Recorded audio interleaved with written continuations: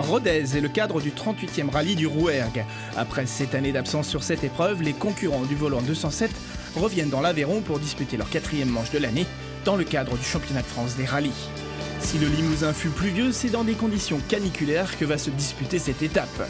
Le Rouergue est un rallye difficile, tous les équipages auront à cœur de bien figurer pour se trouver sur le podium final dimanche.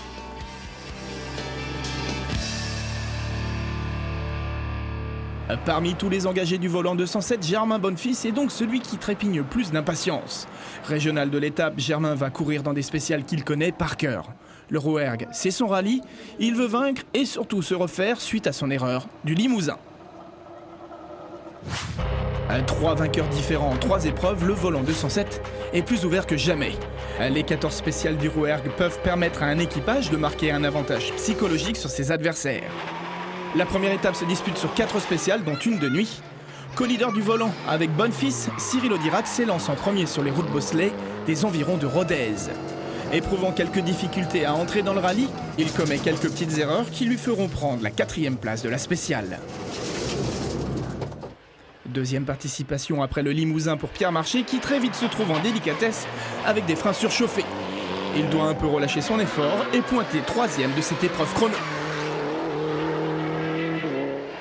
Jérémy Ancian est parti prudemment, il sait que pour concurrencer Bonnefils sur cette aire, il faut attaquer d'entrée.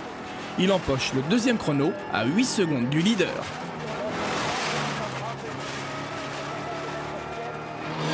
Un leader qui n'est autre que Germain Bonnefils. Décidé à frapper fort d'entrée, il signe les 2 meilleurs temps de ce début d'après-midi. L'Aveyronnais est maître chez lui, Bonnefils emmène la troupe devant Ancian et Pierre Marché. Tous les participants du volant 207 reviennent à l'assistance pour se préparer à la 2e boucle de cette première étape. Le secteur entre Lassou et Sainte-Eulalie, identique au matin, sera en revanche disputé de nuit, avec un départ aux environs de 23h. Qui dit spécial de nuit dit un minimum de préparation. Petit tour d'assistance parmi les leaders du Rouergue du volant 207.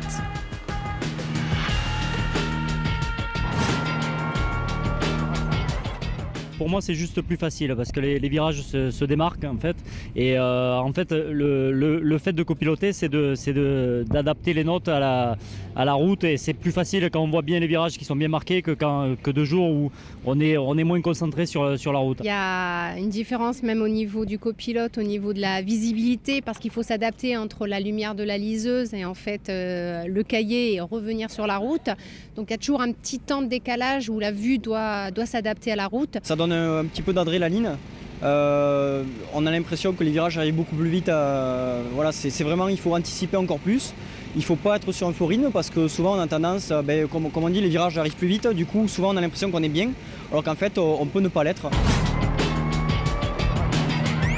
Il apprécie tous les terrains, toutes les conditions. Il préfère la nuit, il est plus efficace en nuit. Donc à moi de m'adapter. En général, tous les pilotes qui vont vite en Formule 1 Promotion la nuit, c'est des jeunes, ils y voient bien, donc il n'y a pas de souci.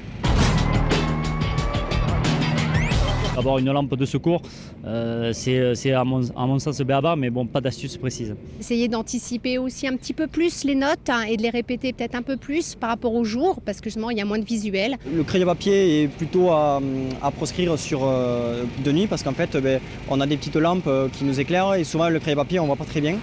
Et après, ce qui est super important, c'est d'être bien sûr de son éclairage. Donc moi j'ai 2 lampes qui m'éclairent le cahier et j'ai systématiquement une 3e lampe de secours que je mets sur mon casque au cas où.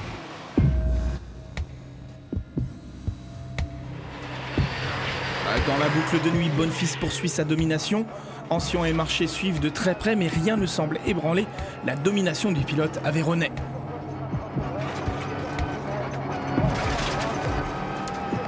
Il rentre à Rodez avec moins de 2 secondes d'avance sur Ancian.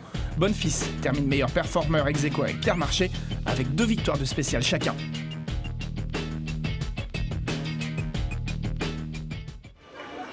Deuxième étape du rallye du Rouergue, celle qui devrait décider du résultat de l'épreuve, avec une boucle de 6 spéciales, dont la très sélective de Morazès, longue de 33 km.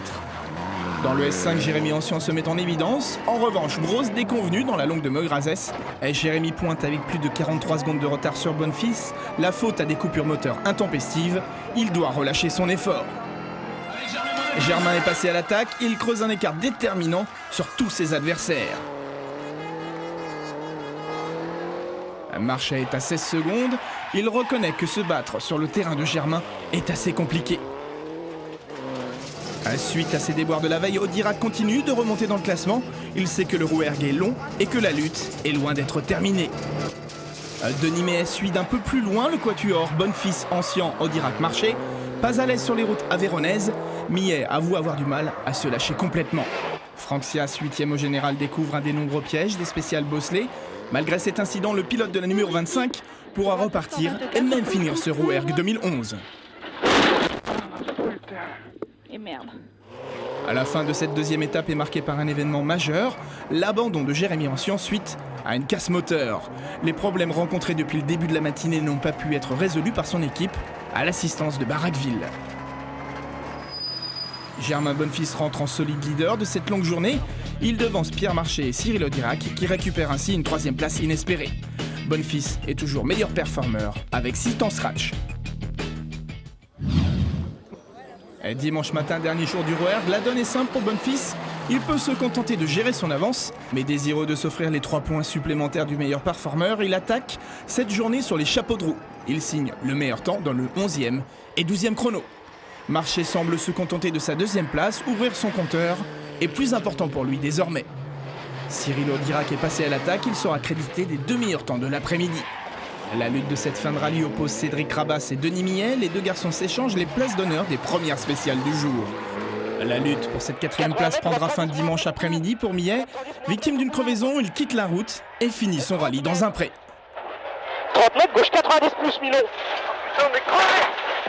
On est crevé. Ah putain. Cela contraste avec la joie du vainqueur de cette épreuve, le garçon du pays Germain Bonfils, qui s'impose pour la 2e fois cette saison en 4 courses. C'est pas parce qu'on est favori qu'on doit gagner. Là, je pense qu'on a tout fait pour. Ça a été très très dur dans la tête, plus que dans l'effort. Il y a eu des moments où on a, je pense, frappé un grand coup et on a su le faire comme il fallait. On a su assurer quand il fallait. Donc on a gagné. On est vraiment les plus heureux. Le classement final du Rouergue 2011 en volant 207 est donc Bonfils, Marchais et Cyril Audirac. Belle 4e place pour Rabas et une 5e pour Sias qui termine ce rallye éprouvant. Au classement du volant, Bonfils est désormais seul leader avec 11 points d'avance sur Audirac. Juin reste 3e malgré son abandon. Sias, grâce à ses régularités, pointe au 4e rang du championnat. Marchais est assez loin malgré ses 15 points du week-end. Pour la prochaine épreuve, ce sera le retour sur la terre au rallye Terre de Langres les 23 et 24 juillet prochains.